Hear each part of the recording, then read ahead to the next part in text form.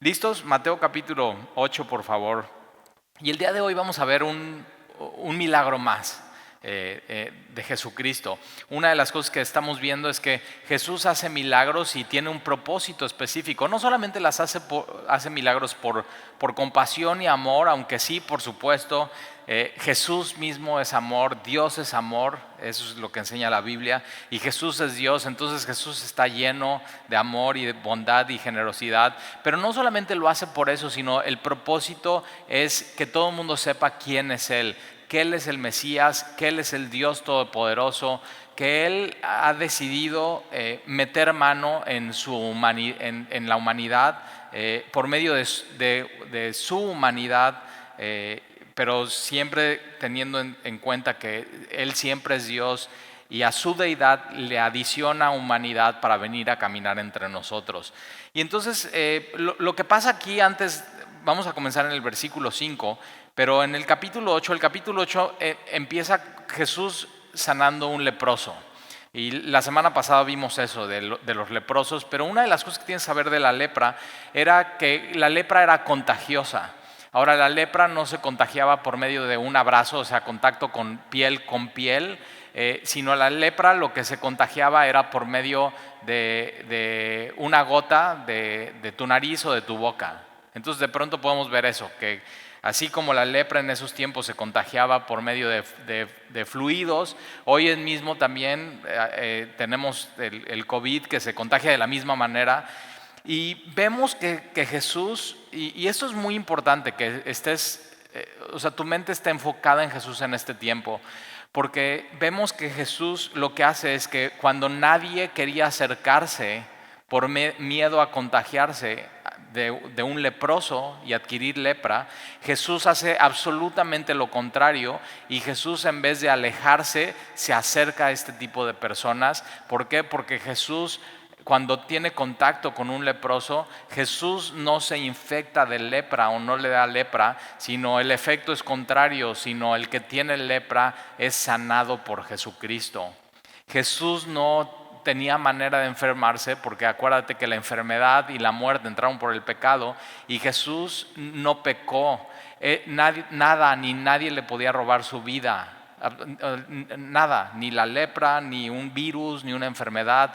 Por eso Jesús, es muy importante esto que dice, nadie puede tomar de mí mi vida, o sea, nadie me puede quitar mi vida, sino yo la pongo.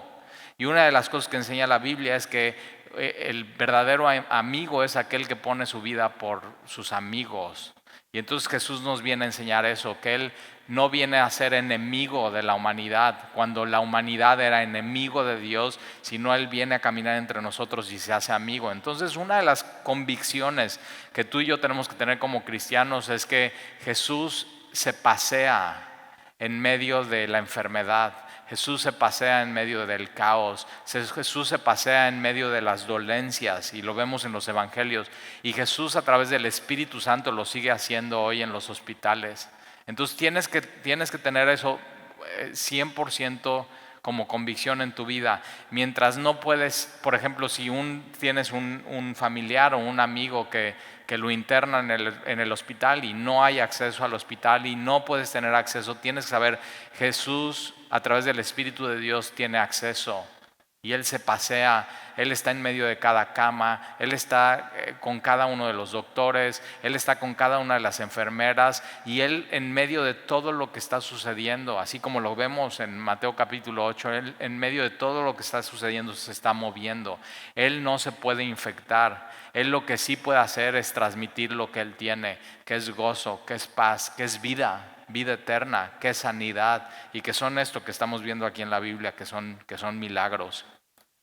Entonces, después de sanar a este leproso, que una de las cosas que me encantan de Jesús es que Jesús le hace preguntas a aquellos que interactúa con ellos, y así como el ciego le dice, ¿qué quieres que yo te haga? Entonces el leproso le dice, Señor, si quieres puedes limpiarme. Y Jesús inmediatamente lo que hace es, primero extiende su mano, le toca y después dice, quiero ser limpio. Una de las cosas que vemos es que Jesús tanto puede hacerlo, pero también su poder está en su palabra. Él mismo es el verbo de Dios. Él mismo es el verbo de Dios que vino a ser encarnado, la palabra en acción, que es la misma palabra que en Génesis creó todo. Sea la luz y fue la luz, sean los planetas y fueron los planetas, sean los mares y los océanos y fueron los mares y los océanos. Él es el mismo creador y sustentador de todo. Entonces, por supuesto, Él se pasea en medio de su creación. Dios, no tenemos un Dios que creó la humanidad y su creación y la abandonó, sino Él es activamente partícipe de todo lo que está sucediendo. Entonces, en medio de esto, Dios no nos ha abandonado. Y entonces desaparece la lepra de este hombre. Y después Jesús, después de esto que sucede, versículo 5, entrando Jesús en Capernaum, vino a él un centurión. Un centurión era aquel jefe, o podríamos decir para nosotros es un comandante, un teniente que tenía a cargo soldados del Imperio Romano, a 100 soldados del Imperio Romano. Entonces él podía dar órdenes, podía mandar, tenía autoridad, tenía poder. Y de pronto este centurión se entera que Jesús está en Capernaum. Capernaum era el lugar donde Jesús entraba y salía, era como su base en Galilea. Y de pronto viene este centurión. O sea, pero piensa esto, estos soldados romanos, por supuesto, no eran judíos, pero vemos que siempre que habla la Biblia de un centurión, es un hombre que hace las cosas de manera correcta. Pero es una persona que sabe acatar órdenes, hace lo que le está pidiendo el Imperio Romano, y estos no se andan con rodeos, no se andan con cuentos. Estos mismos son los que cuando tenían que crucificar a un ladrón, como Barrabás, ellos mismos ya lo sabían hacer, no les movía nada y lo hacían. Pero de pronto vemos este hombre que viene a Jesucristo y mira cómo viene rogándole. Y no encontramos otra manera que nos podamos acercar a Dios. No podemos encontrar otra manera que nos podamos acercar a Jesucristo si no es de esta manera, con ruego, rogándole. Y al final eso es lo que es orar. Orar no es simplemente repetir vanas repeticiones o oraciones, sino es ir con tu corazón postrado a Dios, con tu alma, con tu mente, con todo tu ser, y rogarle a Dios y poner tus peticiones delante de Él. Y de pronto vemos que este centurión viene rogándole. Esa es la manera correcta de acercarnos a Dios. ¿Te acuerdas? El ciego Bartimeo, Jesús, hijo de David. Por supuesto estaba gritando porque todo el mundo le está diciendo cállate, pero le dice Jesús, hijo de David, ten misericordia de mí. Cuando nos acercamos a Jesús, cuando nos acercamos a Dios, o sea, sabemos lo grande y lo poderoso que es. Pero por otro lado sabemos quiénes somos nosotros y nos ponemos en esa posición correcta. Y cuando entendemos quién es Dios, también entendemos quiénes somos nosotros, y de ahí nace la humildad. La humildad no nace en yo hacerme humilde, sino la humildad realmente nace en ver la majestad de Dios en nuestras vidas y quién es Él y estudiando de Él.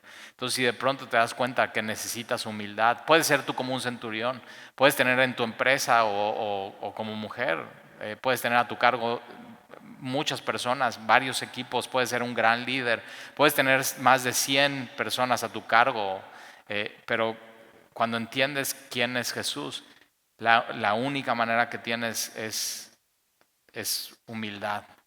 Y cuando vas a Jesús en humildad, fíjate, Él eso lo recibe y escucha a este hombre y mira lo que pasa rogándole y diciendo, Señor, fíjate esa palabra, Señor, mi criado. Él tenía soldados a su cargo y tenía muchos criados. Mi criado está postrado en casa, paralítico, gravemente atormentado. Esta palabra, o sea, una de las cosas que vemos aquí es que no fue que simplemente le dio una pequeña gripa no, o sea, él está preocupado por su criado que no se puede parar y está grave, en una situación grave. Entonces fíjate, o sea, ¿cuánto nos enseña la Biblia? Cuando tengas a alguien que está grave, una de las cosas, la primera cosa que tienes que ir a hacer es ir con Jesús y rogarle. Eso es lo primero que tienes que hacer. Pero también mucho nos enseña la Biblia y nos enseña mucho este centurión, que en vez de mandar a otra persona, él pudo haber mandado a alguien a buscar a Jesús, él va.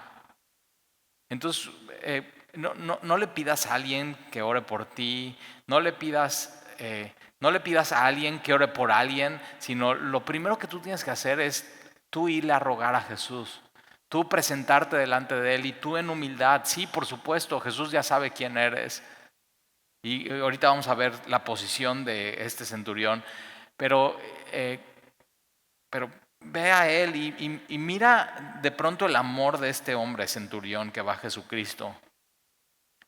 Está preocupado por su criado, está preocupado por aquel que le sirve, por aquel que trabaja por él. Y una de las cosas que creo que tenemos que mostrar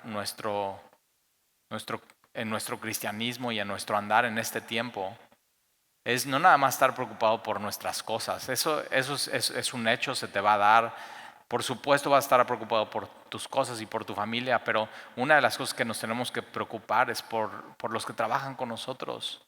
Y este centurión está preocupado por su criado y va con Jesús, está gravemente atormentado. Esta palabra atormentado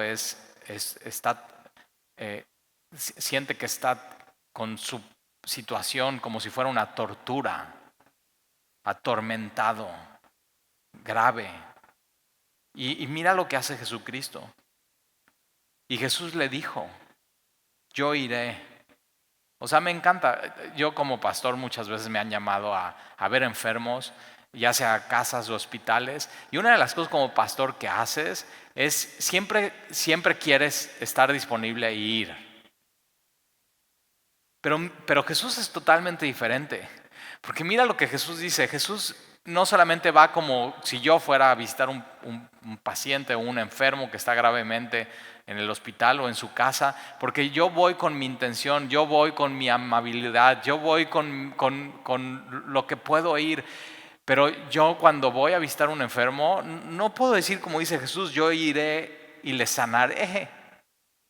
Y lo que vemos aquí es que Jesús no es como tú y como yo. Nosotros podemos tener muy buenas intenciones de ir a visitar a una persona, pero cuando Jesús dice, yo iré y le sanaré, le está mostrando a este centurión quién es Él. Él es el Mesías, Él es el Salvador, Él es el médico de médicos, Él mismo es Dios. Y Él dice, no es una intención, es yo lo voy a hacer. Y una de las cosas que tienes que estar buscando durante este tiempo es las promesas de Dios para tu vida. ¿Qué es lo que Dios ha prometido en su palabra para ti? Y le promete a este centurión, le dice, yo iré y le sanaré. Y respondiendo el centurión y dijo, Señor, no soy digno de que entres bajo mi techo. Entonces fíjate dónde estaba su criado. Su criado estaba postrado en su casa. Y le dice, Señor, yo no soy digno. Otra vez se acerca a Jesús rogándole. Después de que Jesús le dice, yo voy a ir y le sanaré, le contesta y le dice, Señor, yo no soy digno de que entres bajo mi techo. Y seguramente tenía una casa no pequeña, sino grande. Y con todo lo que él tenía, está entendiendo quién es Jesucristo. Un cristiano que entiende quién es Jesucristo se da cuenta, es que yo no soy digno de su presencia, yo no soy digno que Él me ame, yo no soy digno que Él me perdone, yo no soy digno, pero lo recibo. Y eso es lo que está pasando con este centurión y es justamente lo que va a hacer. Mira, yo no soy digno de que entres bajo mi techo, solamente di la palabra. Un hombre puede decir y decir y decir y decir, pero si no hace no sirve de nada. Pero este centurión entiende, Jesús no es con un hombre. Jesús puede decir Y para Jesús decir es hacer. Para ti, para mí son dos cosas diferentes. Pero para Jesús en su divinidad no. Él simplemente puede decir y eso al mismo tiempo se toma como un hecho, se toma como un hacer por quién es Él. Y mira lo que Jesús hace. Entonces dice solamente di la palabra y mi criado sanará. El centurión está pensando, Jesús, no tienes que ir a mi casa. No tienes que caminar el trayecto. No tienes que entrar. Y acuérdate que un judío y un rabí como Jesús entrar a una casa de un gentil era simplemente mal visto. Y él está diciendo, ahora Jesús está dispuesto a hacerlo. Jesús está dispuesto a ir en cualquier lugar y vamos a ver qué es lo que está buscando Jesús en cada hogar y en cada persona y en cada lugar. Pero el centurión entiende algo que de pronto tú y yo no hemos entendido. Jesús podía sanar como sanó al leproso y tocarlo y sanarlo, pero también el centurión está entendiendo, Jesús puede sanar aún a distancia. Jesús puede sanar aún a distancia, con solamente decir la palabra. Solamente di la palabra y mi criado sanará. Porque también yo soy hombre bajo autoridad, dice el centurión.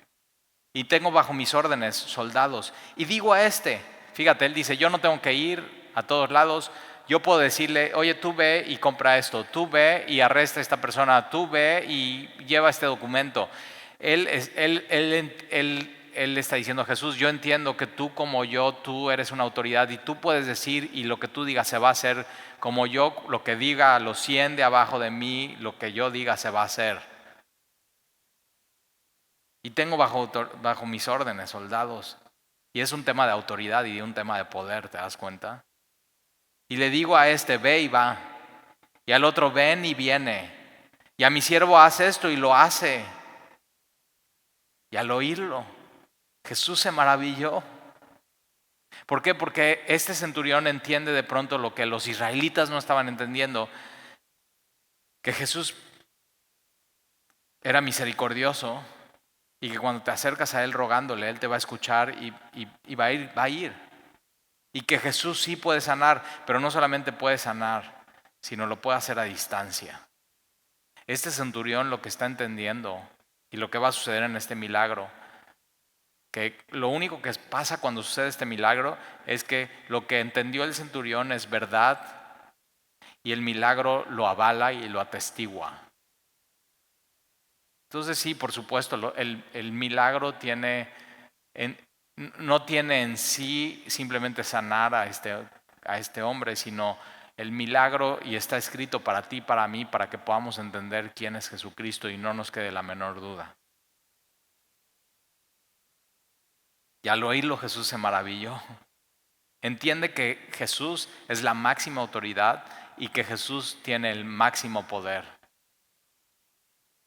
No hay otro nombre dado a los hombres en que podamos ser salvos. El nombre de Jesús es nombre sobre todo nombre. No hay un lugar más alto que su trono en el cielo.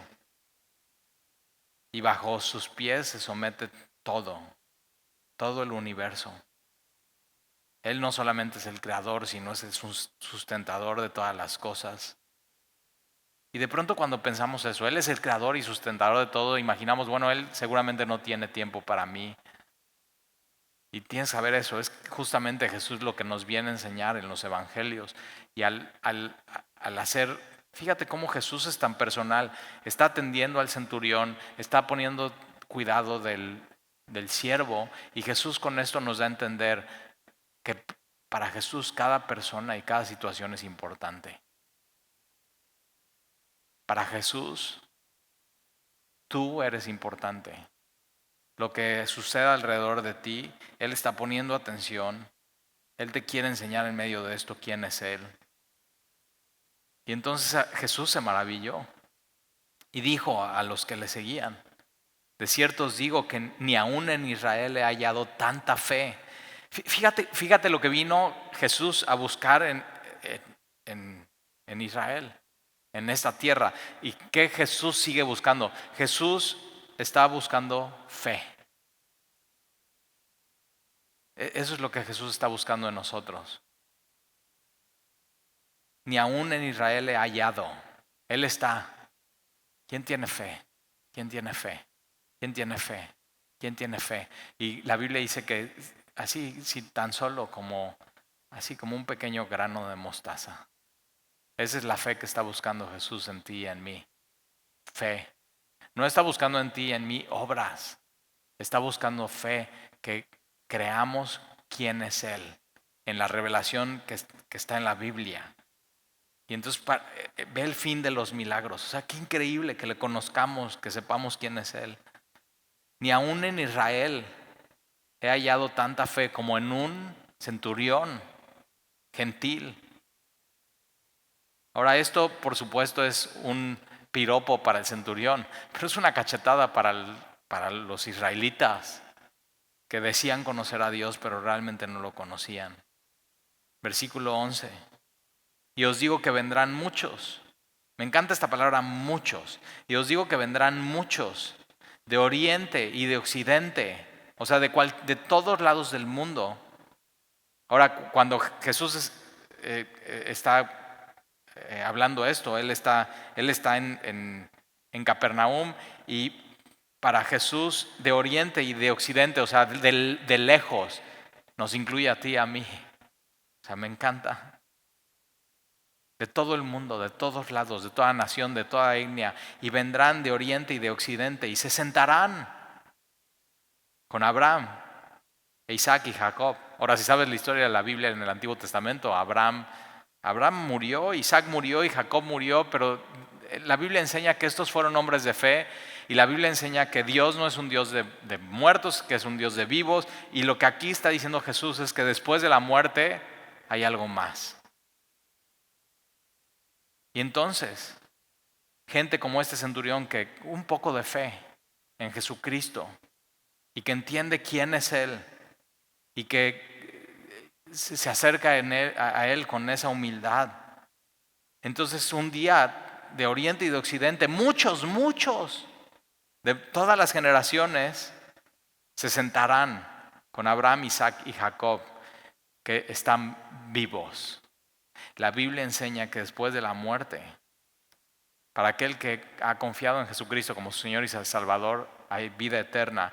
Y entonces fíjate, tú y yo hoy, o sea, podemos tomar una silla, y me encanta esta parte de sentarse, porque está diciendo, se sentarán con Abraham, Isaac y Jacob en el reino de los cielos. Y cuando tú te sientas, lo que estás haciendo es echando todo tu peso sobre la silla y estás descansando en eso. Para tú sentarte en una silla necesitas tener fe que la silla te va a aguantar. Pero te sientas y descansas. Y una de las cosas que la Biblia enseña es que después de morir hay continuidad. Entonces, si tú en este mundo y en esta vida, tú pusiste toda tu confianza y esperanza en Jesús y te sentaste a descansar en su gracia, en su amor, en su perdón, no en tus obras, sino en la obra terminada de Jesús en la cruz. Entonces, cuando pases a la vida eterna, vas a poder descansar en el mismo lugar, en su gracia, en su misericordia y su perdón, y vas a poder estar sentado con Abraham, Isaac y Jacob. Nada más piensa en esto. O sea, qué increíble. Y ahora, ¿no? Que como que queremos sociabilizar y ya nos urge salir para estar con nuestros amigos, con nuestra familia, que hemos estado lejos. ¿Qué platicarías con Abraham, el padre de la fe? ¿Qué platicarías con Isaac? ¿Qué platicarías con Jacob? Y Stalin no sé qué platicaría. Bueno, pues lee tu Biblia para que veas lo que ellos hicieron, y de pronto puedes tener preguntas para ellos. Pero fíjate, se sentarán con ellos en el reino de los cielos. ¡Qué promesa! Y Jesús dice, en la casa de mi Padre muchas moradas hay. Si así no fuera, yo les hubiera dicho, mas voy a preparar lugar para que donde yo esté, ustedes estén. Y regresaré y vendré y los tomaré a mí mismo, sea, me encantan esas promesas. Y de pronto Jesús a este centurión le está hablando del reino de los cielos, le está hablando de la vida eterna. Entonces se sentarán con Abraham, Isaac y Jacob en el reino de los cielos. Este es nuestro destino. Descansar en su gracia, en su amor y en su perdón. Mas los hijos del reino. Entonces fíjate, este centurión no se decía ser hijo del reino, no se decía ser judío, no se decía ser israelita, no se decía ser piadoso, no se decía ser creyente. Él simplemente se acerca y dice, yo ni siquiera soy digno de que Jesús entre a mi casa. Y de pronto vemos los hijos del reino, que se decían ser hijos del reino, y tienes que tener cuidado porque tú te puedes poner muchas etiquetas y en tu Facebook puedes poner soy hijo de Dios, soy hijo del reino, como aquí está escrito, soy posiblemente hasta de tal denominación, soy, no sé, lo que te dice ser, pero eso no quiere decir nada, porque Jesús mismo dice, los hijos del reino serán echados a las tinieblas de afuera, y cuando Jesús está hablando de las tinieblas de afuera, está hablando del infierno. Jesús es uno de los personajes que más habla del infierno en la Biblia. Decir que no existe este lugar de manera física y eterna es negar lo que Jesús dijo y quién Jesús es. Y de pronto Jesús empieza a hablarle a este centurión y le empieza a decir, pero no nada más a él, sino a los que están al lado de él. Los hijos del reino serán echados a las tinieblas de afuera, no van a poder entrar. No van a poder descansar, no se van a poder sentar en la gracia, el amor y en el perdón de Dios, en la obra terminada de Jesucristo. Y mira lo que va a pasar ahí será el lloro y el crujir de dientes. ¡Qué descripción de Jesús tan tremenda! Aquellos que no ponen su fe en Jesucristo y no confían en Él, el lloro y el crujir de dientes. O sea, ¿por qué Jesús incluye esto en esta historia tan hermosa y maravillosa? Y déjame te digo por qué, porque Jesús amaba a los que estaban escuchando. Jesús incluye estas historias en la Biblia por amor. Entonces, quienes hemos aceptado a Jesús como Señor y Salvador y hemos puesto nuestra confianza y nos hemos sentado en ese lugar de gracia, cuando hay lloro aquí, posiblemente has estado llorando de pronto estos días. Y de pronto estás agüitado y lloro. O crujir de dientes. Tengo un amigo que tiene que usar guarda en la noche, porque en la noche por su angustia de todo el día y todo lo que está sucediendo, entonces se tiene que poner eso porque si no, al día siguiente termina con dolor de su moldura, de su boca y desgaste de sus dientes. Pero fíjate esto. Cuando tú y yo, como creyentes y poniendo toda nuestra esperanza en Jesús, aquí en este mundo lloramos. Y cuando de pronto estamos angustiados por algo y apretamos nuestros dientes, tienes que saber que eso es momentáneo. Eso va a pasar. Un día vamos a estar en la eternidad sentados, descansando por completo en la gracia, el amor y el perdón de Dios.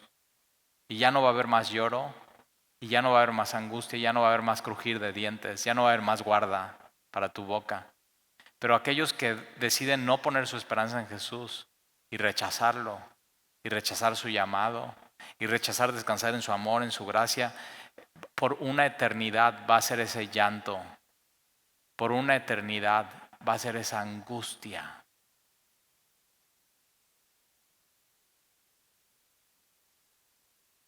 Y entonces, versículo 13, entonces Jesús dijo al centurión, ve, y como creíste, ahora ¿en qué creyó?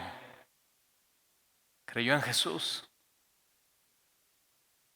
Y Juan,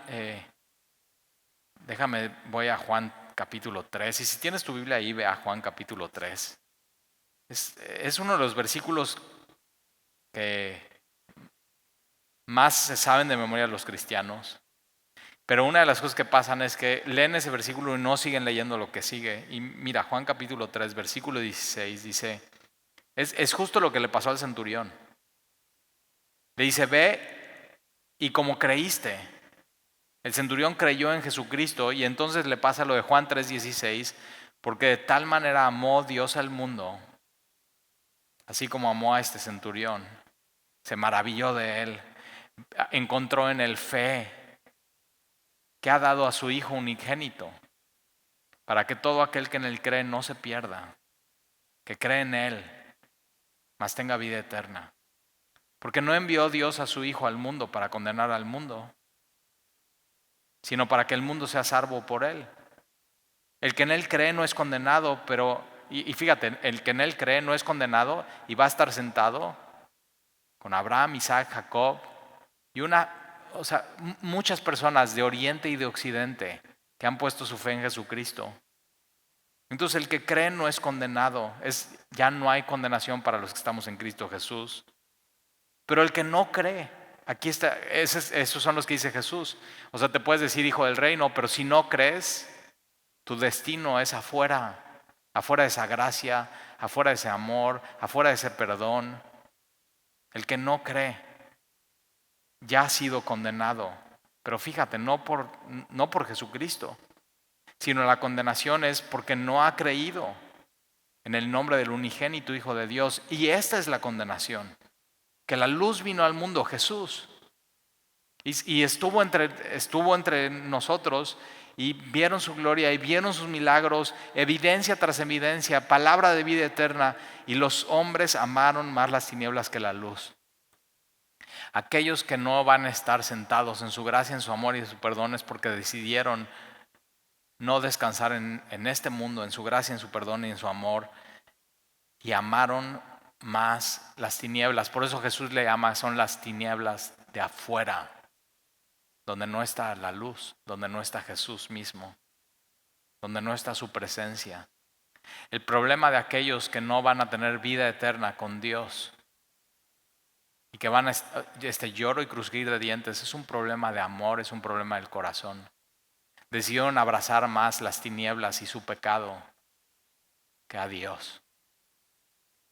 Y esta es la condenación, que la luz vino al mundo y los hombres amaron más las tinieblas que la luz porque sus obras eran malas y decidieron no dejar esas obras sino amarlas. Decidieron no arrepentirse, decidieron no abrazar la verdad de Dios y al Dios de la verdad.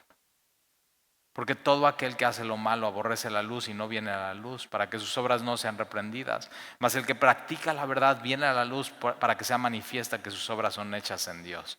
Entonces mira, vamos a regresar a Mateo capítulo 8. Lo más cerca que vas a estar tú del infierno, si has puesto tu confianza en Jesús, es un poco en este mundo llorar, un poco en este mundo estar angustiado y crujir tus dientes, pero es lo más cerca que vas a estar. En la eternidad, esto no va a pasar. Esto no va a pasar. Y por eso tenemos que ver la Biblia y decir, Señor, gracias, estoy muy agradecido contigo. Y entonces Jesús le dijo al centurión, ve, versículo 13, y como creíste, te sea hecho. Y su criado fue sanado en aquella misma hora. O sea, Jesús lo que dijo sin tener que ir sucede. Y eso solamente es un atributo de la deidad. Ahora el criado fue sanado, pero el centurión fue salvado. Muchos de los milagros de Jesús es para que tú puedas ver quién es Él y puedas poner toda tu confianza y tu esperanza en Él.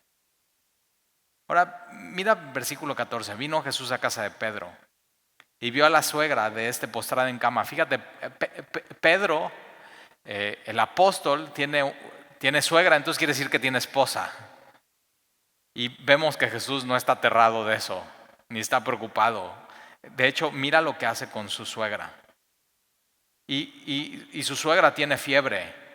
En ese tiempo no había los termómetros que hoy tenemos, pero Imagina que le apunta el termómetro de láser y tiene 39 de temperatura. Y en estos tiempos había virus, igual que hoy había enfermedades, había inflamaciones, y de pronto vemos la gente se moría de una fiebre, pero la fiebre simplemente era lo que pasaba y lo que se podía ver y no lo que pasaba adentro. Pero tienes que saber, Jesús sí sabía exactamente, y Jesús lo que hace es tocó su mano, lo mismo que hace con el paralítico. Jesús es un Dios muy personal. Y tocó su mano y la fiebre la dejó. Otra vez, en vez de que Jesús se enferme, el efecto de Jesús es todo lo contrario. Jesús es inmune a todo porque es sin pecado, es todopoderoso, es el Dios del universo. Y ella se levantó y mira lo que hacía y le servía.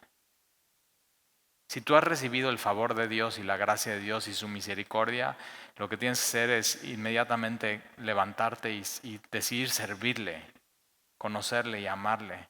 Y cuando llegó la noche trajeron a él muchos endemoniados. Ahora cuando la Biblia dice que es muchos. Y con la palabra otra vez echó fuera a los demonios y sanó a todos los enfermos. Otra vez, ¿para qué? Versículo 17, para que se cumpliese lo dicho por el profeta Isaías cuando dijo, Él mismo tomó nuestras enfermedades y llevó nuestras dolencias.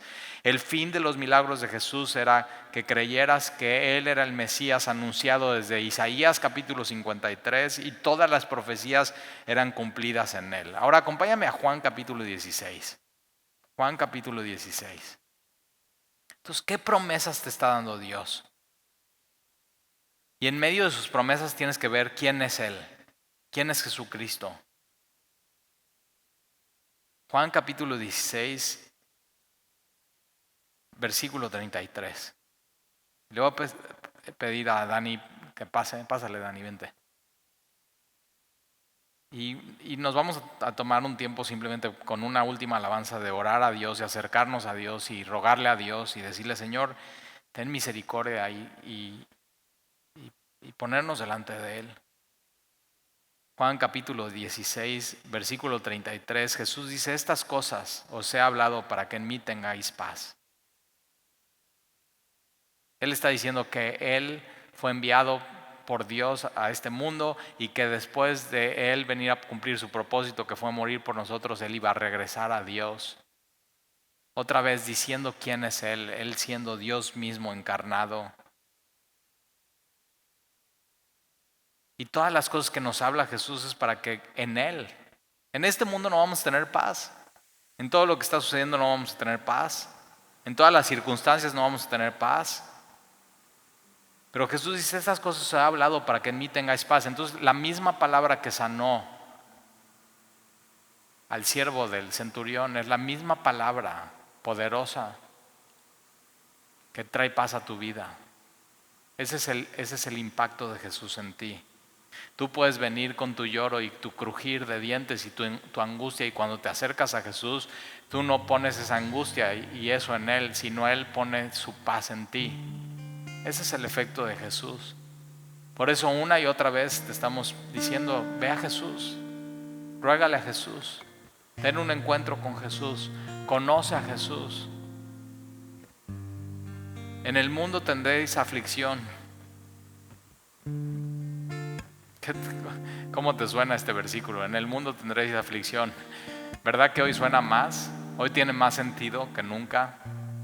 En este mundo tendréis aflicción. Y es una promesa que Jesús da también. En este mundo tendréis aflicción. Pero Él da la solución. Dice, pero confiad.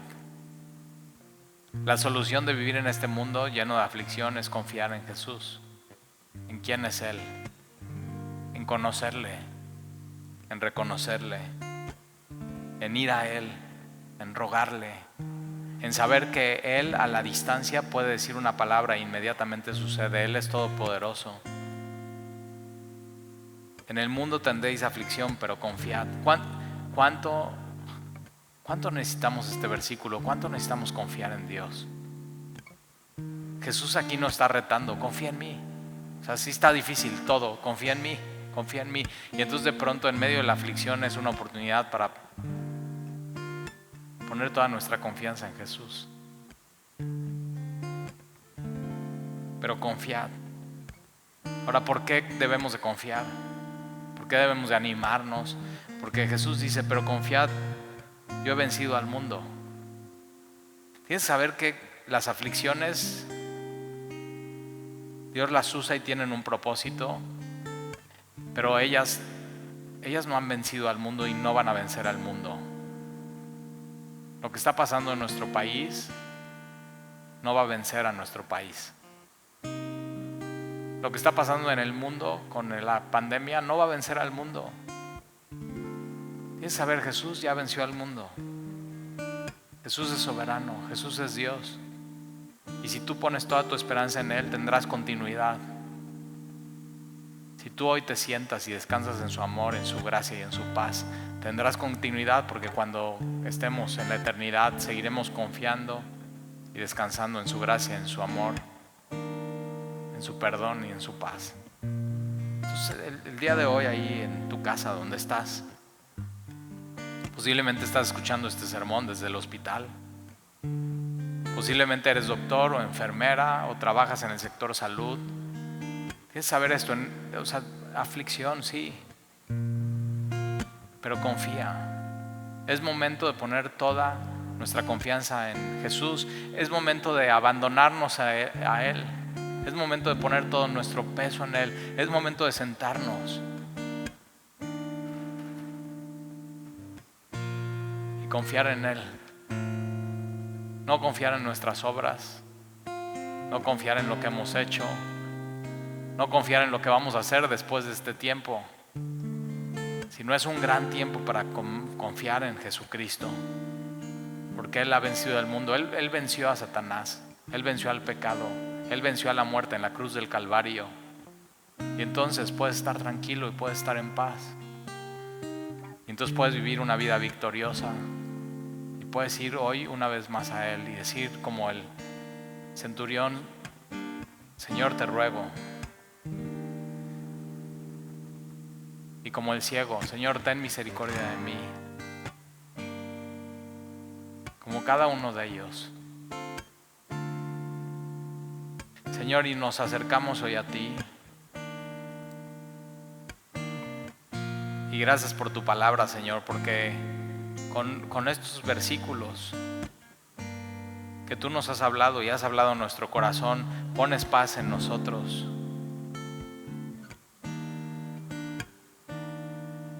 Y gracias, Señor, porque tú anticipaste, en este mundo tendremos aflicción, y es real, pero nos llamas a, en medio de la aflicción, confiar. Y hoy confiamos, Señor, en ti, y nos sentamos en esa roca de nuestra salvación. Gracias, Señor, por el ánimo que nos das. Gracias por tu amor. Gracias por tu paz. Gracias, Señor, porque si lloramos en medio de esta aflicción y de pronto en nuestra angustia nuestros dientes crujen, no será eso en la eternidad. Y gracias, Señor, por hablarnos con la verdad y decirnos que quien no ponga su esperanza en tu Hijo Jesucristo,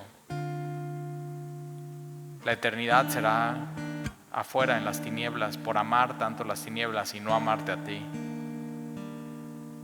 Y ahí será el lloro y crujir de dientes eterno.